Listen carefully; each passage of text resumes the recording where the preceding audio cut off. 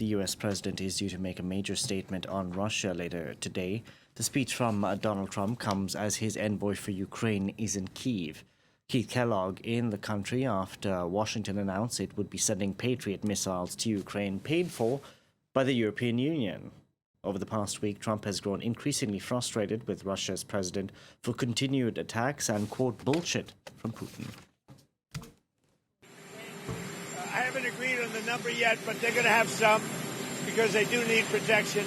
But the European Union is paying for it. We're not paying anything for it, but we will send it. It'll be business for us, and we will send them Patriots, which they desperately need, because Putin really surprised a lot of people. He talks nice, and then he bombs everybody in the evening. So there's a little bit of a problem there, and I don't like it. We can now bring in our international affairs editor, Angela Diffley. Angela, good to see you. What might we expect from the U.S. President Donald Trump later on today? Well, we pretty much know about this idea of selling, as you say, to the European Union, American-made U.S. air defense systems. Zelensky asked Trump specifically when they met at the NATO summit recently. Trump hinted that there was a possibility, then appeared to go cold on that, and now it looks like that is happening. Good for American manufacturing, and it will certainly help Ukraine defend its cities. But this isn't in any way going to change the dynamic of the war, if you like. It is defensive. It is not about supplying Ukraine with offensive capabilities. So it will be interesting to watch this announcement to see what else we might hear from it. The other big issue, of course, is sanctions.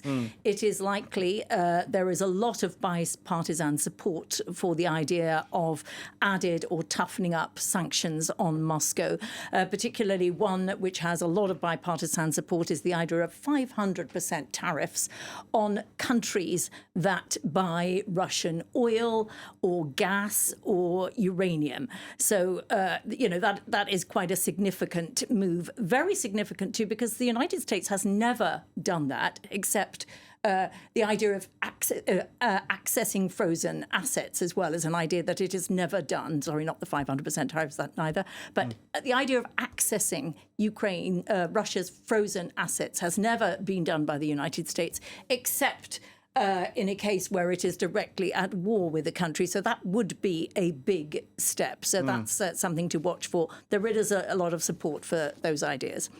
We'll see how investors react to that, of course. So that's, of course, something that the U.S. has to keep in mind.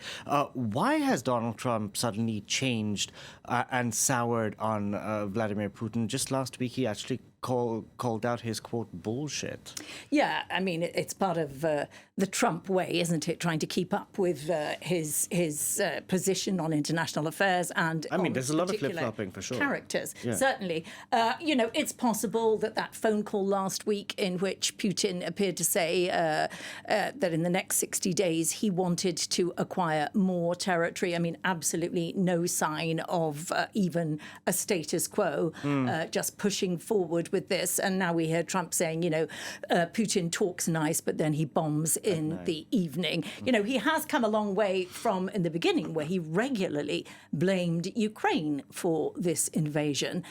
So it really is quite significant until perhaps it changes again.